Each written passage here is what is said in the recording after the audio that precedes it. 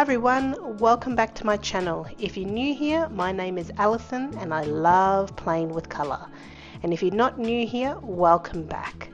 I'm doing the voiceover for this video because I didn't like how I sounded on the recording, so there might be a mix of voiceover and recording for this video. I started this video on the 1st of January this year, brand new day, brand new year, and I have to say that I got stage fright and creative block. I had no idea what to do, and starting out on a new year felt very intimidating. Yet I also wanted to do something on the 1st of January because in my head, new day, new year, new adventure. So I looked back through some of the creations I've done previously and got really inspired by the rainbow watercolour. And I thought I hadn't done a grid layout in a while, and so let's give this rainbow watercolour a go. I set out my grid journal in my Canson Monteval art book, the 20 by 20 centimetre one, or the 7.9 by 7.9 inches, and I'm also going to be using masking fluid. I'm going to be doing a double spread, and the washi tape I'm using is not very sticky, so hopefully it should peel off easily without actually peeling off any of the paper.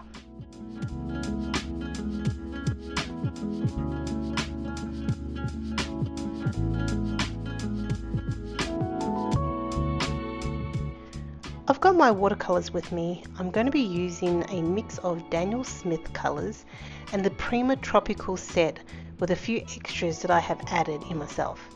I have done a video of the Jean Haynes watercolour, which I still haven't uploaded, but I will soon in the future.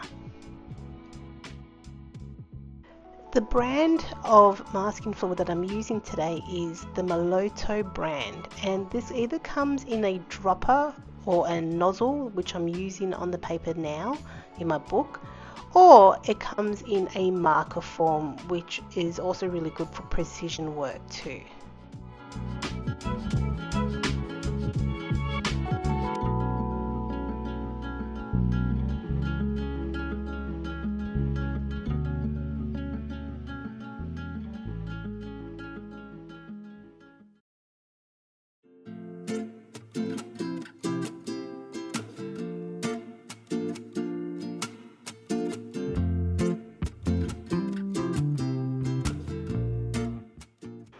Okay, so once I realised that the camera had stopped recording, I pressed record again, and here we are.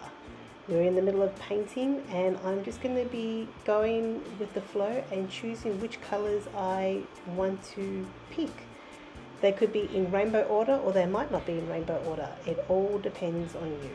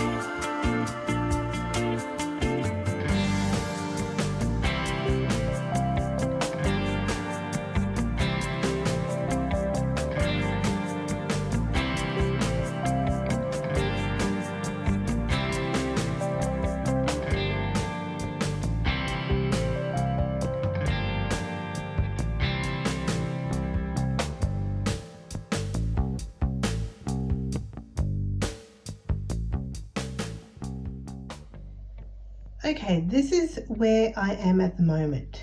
It looks really cool. I love the colors, I love the brightness. I love how I tried to use a darker color in around the edges and then change that up with brighter colors in the center on the other side. You can leave it here, or you can do what I've done, and if you see just along these edges, I've taken acrylic marker and have outlined where the latex, the fluid, what am I trying to say? The masking fluid, that's what I'm trying to say. And just outline the masking fluid. I think I might take off the masking fluid on one of them, maybe on this one or this one up here, and just see what happens. Sometimes if it doesn't come off with your finger, use an eraser. That always works.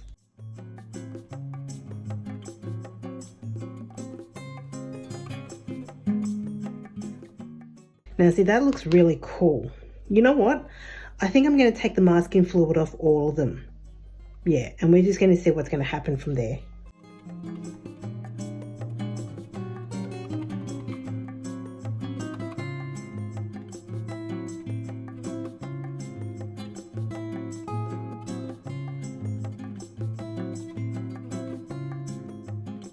And that looks really cool. I like that too.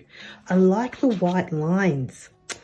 I don't know if I'm going to be doing anything extra to these. You don't have to. Sometimes what I like to do is I like to go over the paint, the watercolors in sections and doodle over them in either a white pen or a black pen, or you can even go over in acrylic and make marks over acrylic, like you can do lines, swirly lines, circles, dots, squares, triangles, any kind of abstract shape you want.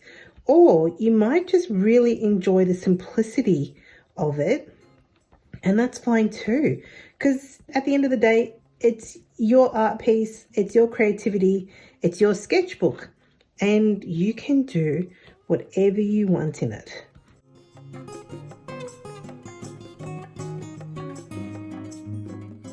Sometimes what happens with the watercolor, especially with me, because I'm a very messy, when it comes to watercolor, I can be very messy.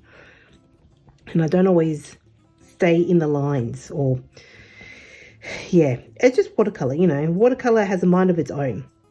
So I have purchased Karen markers, which I do want to try because the brush nib is a bit more firmer than obviously a watercolor brush, and I want to see if I can get either the same or similar, or maybe just a bit more defined and get a bit more control, because yeah, I love watercolor, but sometimes when I want it to be in one area, it doesn't always work out that way. But then again, you know, you just got to go with the flow sometimes and just allow watercolor to be, because like I said, watercolor has a mind of its own.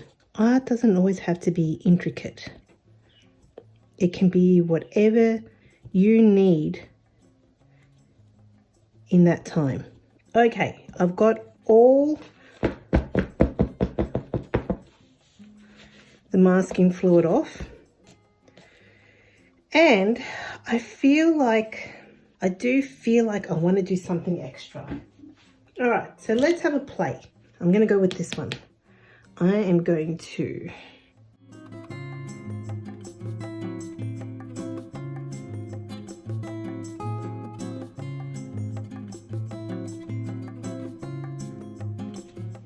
okay, I like that. I like that already. But do I want to do anywhere else? Oh, I just realized I forgot to take the masking fluid off this one.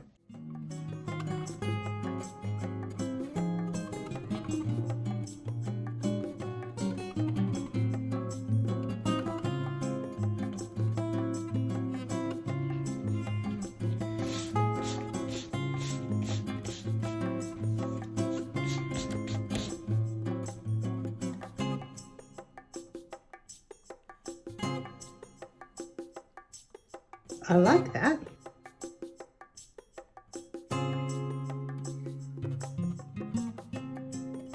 I like that a lot, actually.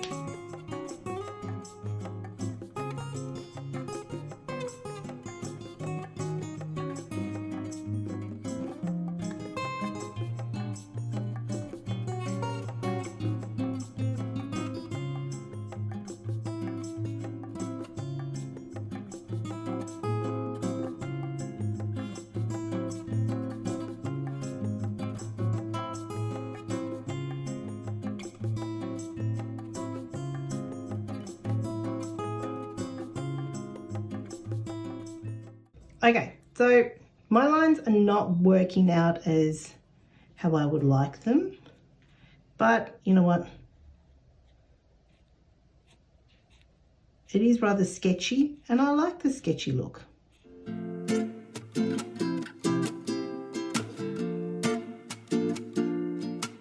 Okay, what do you reckon? I like that. I actually think that's pretty cool. And I'm not really being too particular or perfect about the outline. If I do a mistake, that's okay. See, now that I've done that, I feel like I want to do this.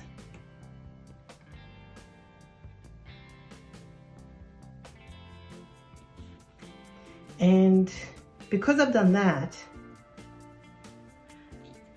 I need to do it over here.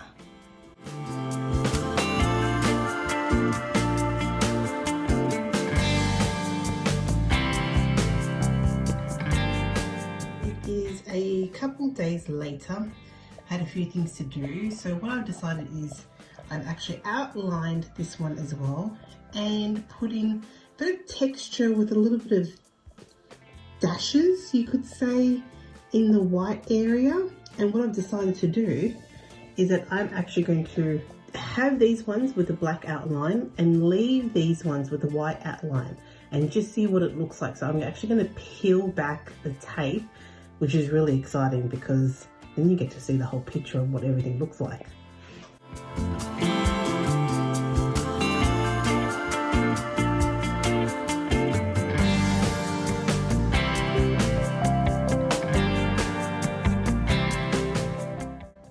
Okay, trying to do this with one hand is not that easy. All right, give me a moment.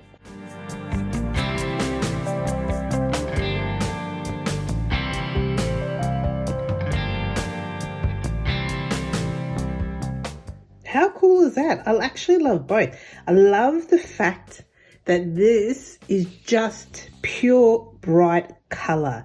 There is no black lines. It almost makes every piece expand. And then you've got this side here that's got all the black lines and the doodles, and it just adds more character to them. I actually love both sides. And sometimes I feel like having a bit more detail is going to be better, and sometimes I look at this page and I'm like, do I want more? I probably would, but I actually want to leave it as is because I know that I can just turn the page and make a whole new section again and just do exactly what I did here with all the black outline. Thank you everyone for watching. I hope you enjoyed this little section of grid layouts with a watercolor. I've had fun. I love working in bright rainbow colors. I might try something a bit neutral. I'm not sure, but I hope you enjoyed it, and I will see you next time. Bye.